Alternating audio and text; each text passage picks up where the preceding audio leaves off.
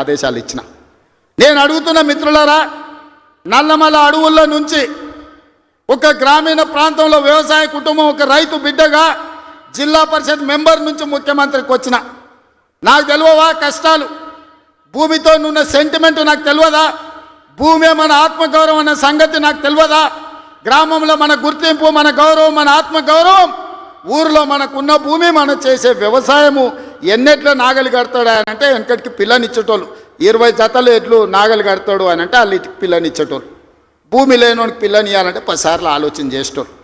అట్లాంటి భూమి తల్లిదండ్రులతో సమానం అనుకునే ఈ సమాజంలో భూమి కోల్పోతున్న వాళ్ళను హక్కున చేర్చుకొని అత్యధికంగా నష్టపరిహారం ఇవ్వాలని నూతన విధానాన్ని ఇవాళ నా ప్రభుత్వం తీసుకొచ్చింది.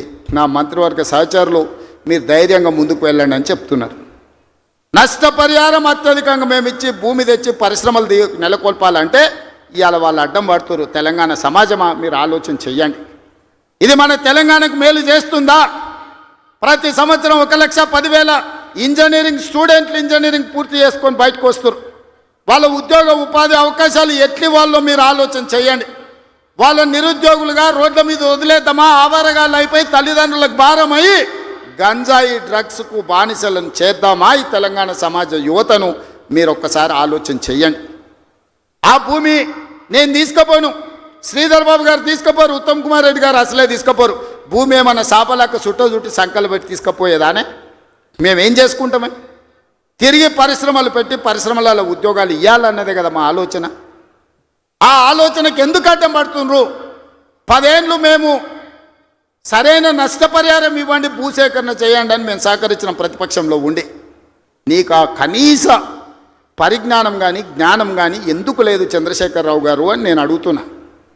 ఉద్యమకారునంటో 80,000 పుస్తకాలు చదివినోన్నంటో అపర మేధావినంటో ప్రపంచంలో నీ అంత మేధావి లేడు, పోటీ పెడితే 1 నుంచి 100 వరకు నీకే ర్యాంక్ వస్తుంది అంటో ఇంత చిన్న లాజిక్ మిస్ అయినవా చంద్రశేఖరరావు? భూమి సేకరించకుండా పరిశ్రమలు నెలకొల్పలేమని నా నియోజకవర్గం మీద ఎందుకు కక్ష కట్టినవని నేను అడుగుతున్నా.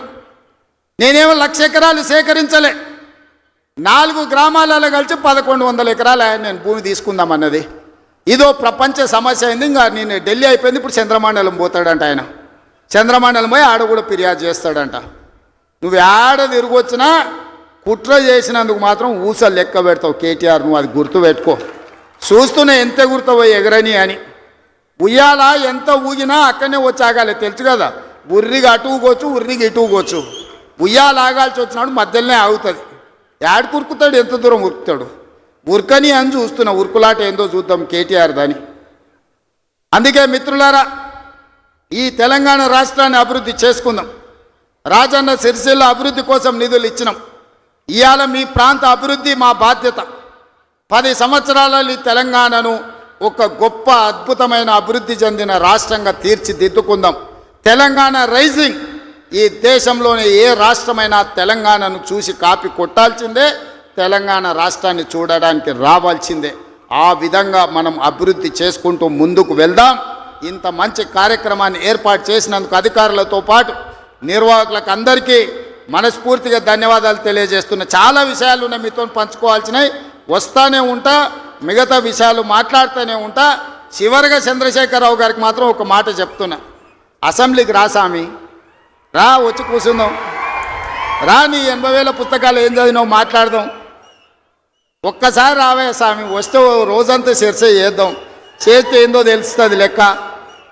మళ్ళొక్కసారి అదేవిధంగా చేనేత కార్మికుల కోసం పని కల్పించాలని మన స్వయం సహాయక సంఘాల SHG గ్రూపులకు 65,000 మంది ఉన్న 65 లక్షల మంది ఉన్నారు.